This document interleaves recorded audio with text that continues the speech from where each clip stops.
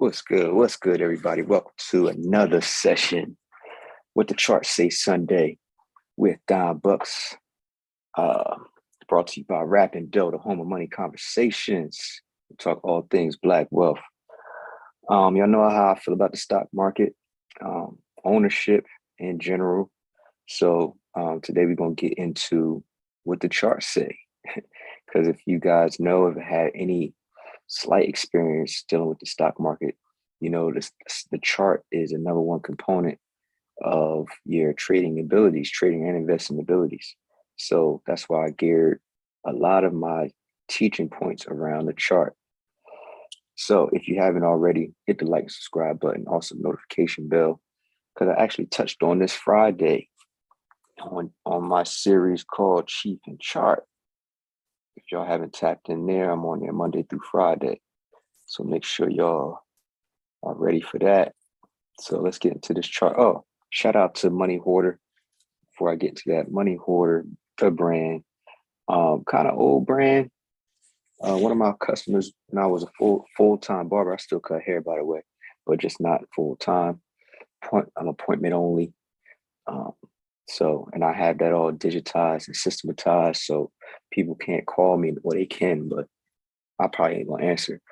But I have an app that everybody that I've ever cut their hair, I have an app that they can just go to and book themselves, see what my availability is, which of course I set.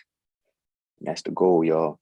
Control your life. Don't have life control you.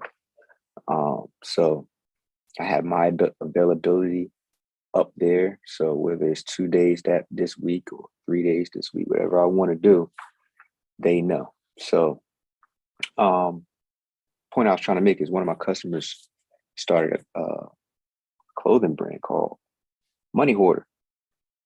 And I haven't seen him promoting it. And the gem here is what I want everybody to know is don't quit. Like, don't quit. Here it is. His brand now is on a nation worldwide platform, YouTube. And I don't think he knew this was coming. Maybe to a degree, but if he would have had, kept going, I'm not sure if he's still going or not, but I haven't seen. So shout out to Money Hoarder, the brand, wherever you are. Keep going. So don't quit, y'all.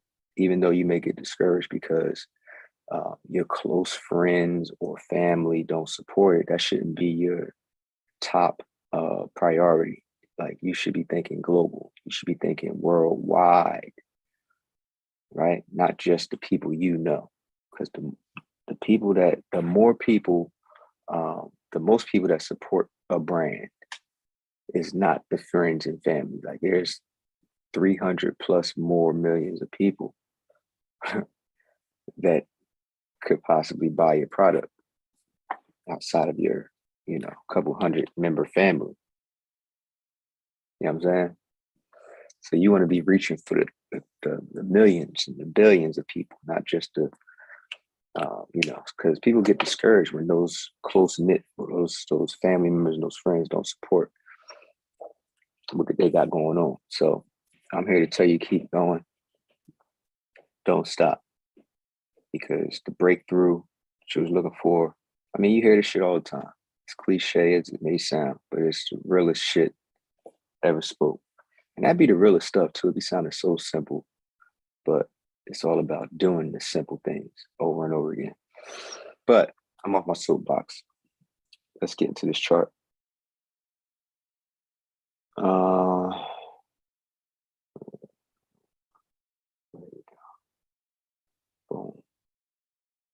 Yeah, so we know that if y'all was around Thursday did some craziness in the market where we had got stopped out and took a L.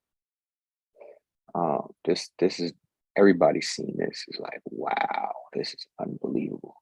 But the very next day, which was Friday, remember I told you how this Bollinger Band reacts and how some people have a trading system around the Bollinger Bands. Anything outside of the Bollinger Bands has to come back in. So people buy calls here when it's outside of the Bollinger Bands, and then they take profit at the middle line and then they'll do puts. If it doesn't cross over it, they'll do puts when it gets to the middle moving average line of the Bollinger Band. See here, every time it goes up here, well, not every time, but most times when it goes to the middle, see this corresponded with the level. So this made perfect sense to do puts right here. Boom. Outside of the Bollinger Band and it's a level.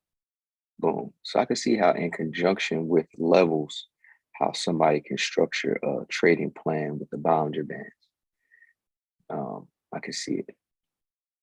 But we've been playing momentum divergences, right? And we just have these levels in here to help us see where the price is going, right? Whether it's going to the upside or to the downside. So Friday, it reversed again. So we had this big test failure, right? And then it reversed.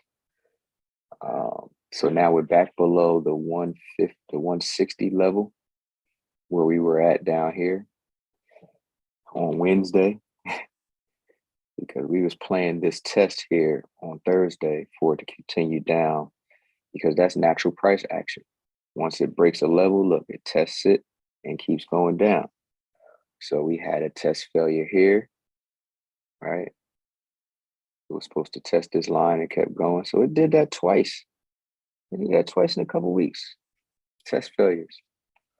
So the market is, you got to be on point.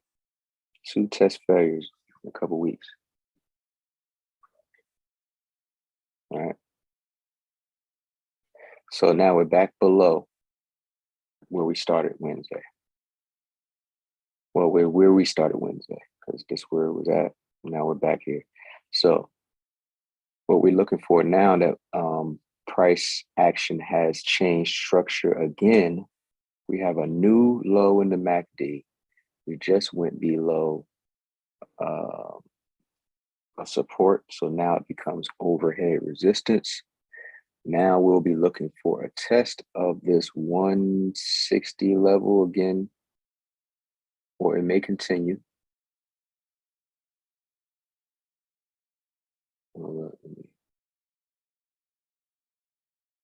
Yeah, so it may continue down, or we may have a retest of that 160 level. So let me make this screen smaller so we can go into the trading time frame.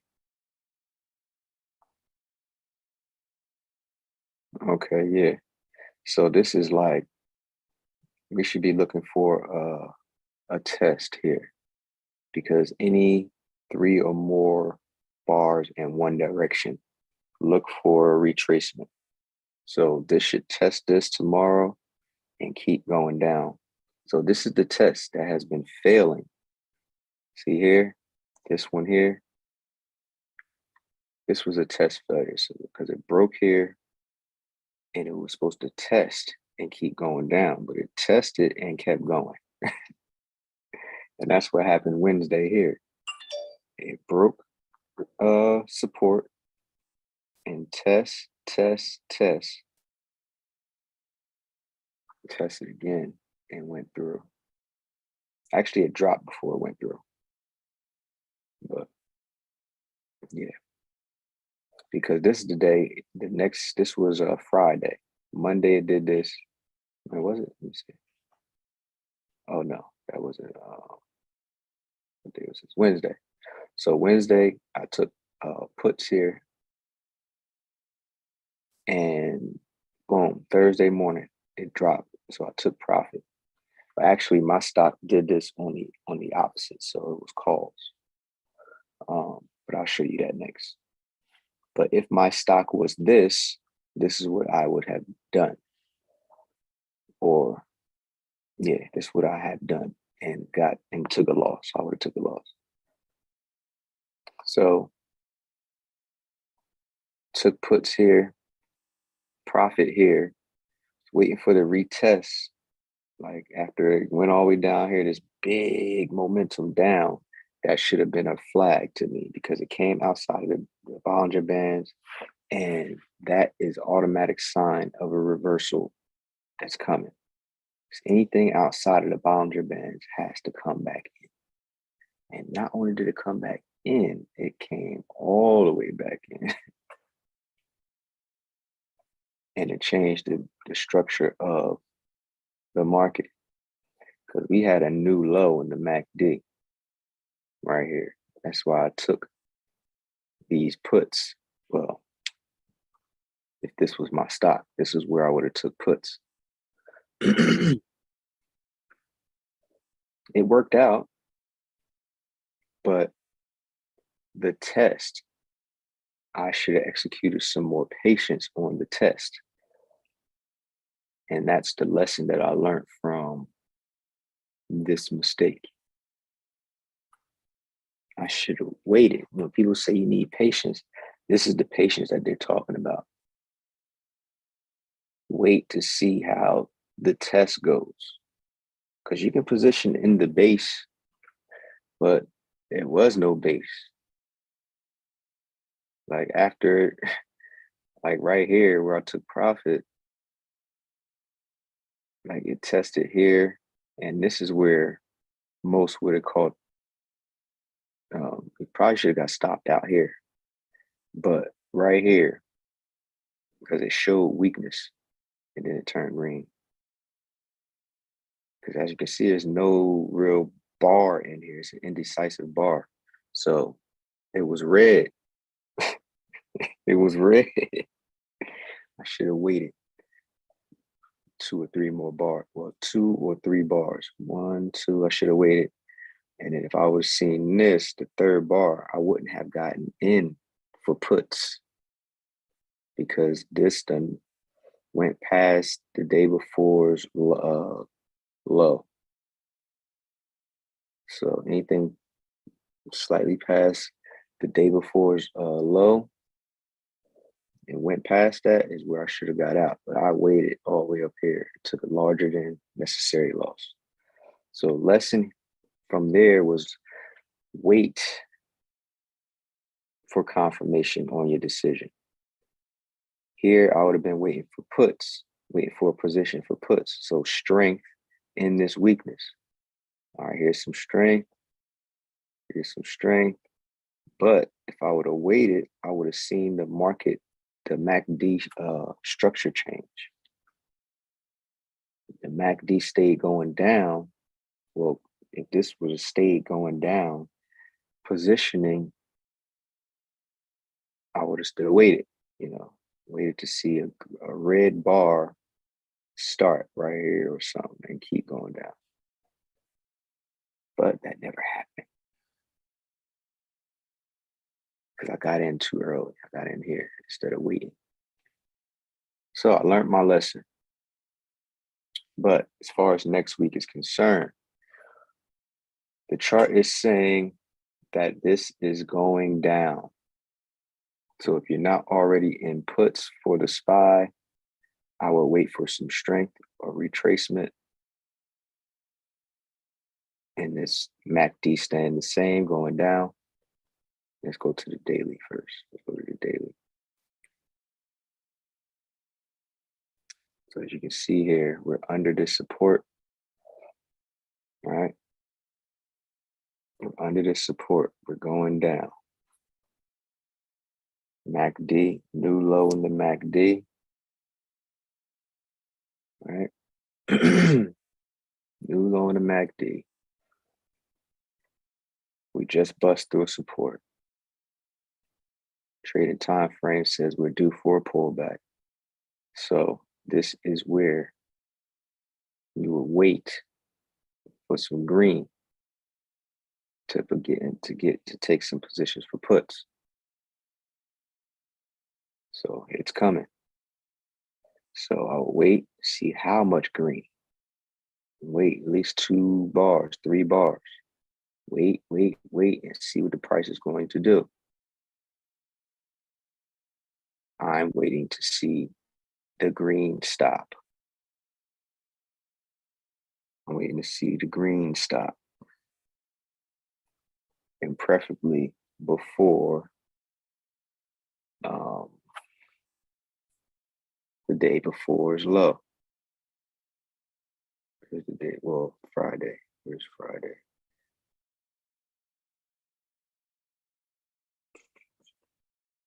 Friday.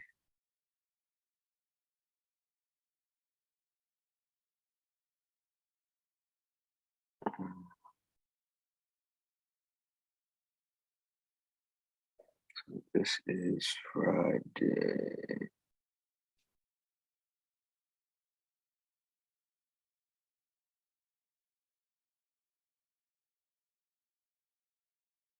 The day before is high. I'm sorry. The day before is high. So, yeah, the day before is high. If it gets anywhere near here or past here, should I say, that's where I'll abort mission for puts, positioning for puts. The edge is gone at that point. If it shows that much strength past the day before is high, yeah, the edge is gone. The edge you thought you had positioning, because if that happens, a lot of times out of 10, this MACD structure is going to change. It's not going to be a new low anymore. It's going to be a new high. So then doing puts, positioning for puts doesn't make any sense, right? You'll be looking for calls. So you'll be looking for some weakness in that strength. So you have to be diligent and seeing what the market is doing.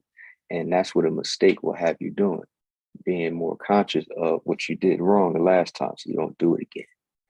So we're looking for a retracement. If you're playing the SPY and anything that's related to the SPY, we're looking for a retracement tomorrow. 3 or more bars, look for a retracement. So we're looking for a retracement and we're looking for this to test. We're looking for a test of this 360 level. Anything past the 362 level, their edge is gone. Most times your MACD is going to have a new high, so puts won't make no sense.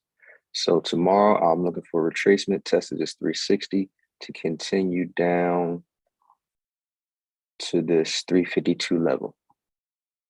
That's what we're looking for tomorrow and anything associated with the SPY. It's your man, Don Bucks.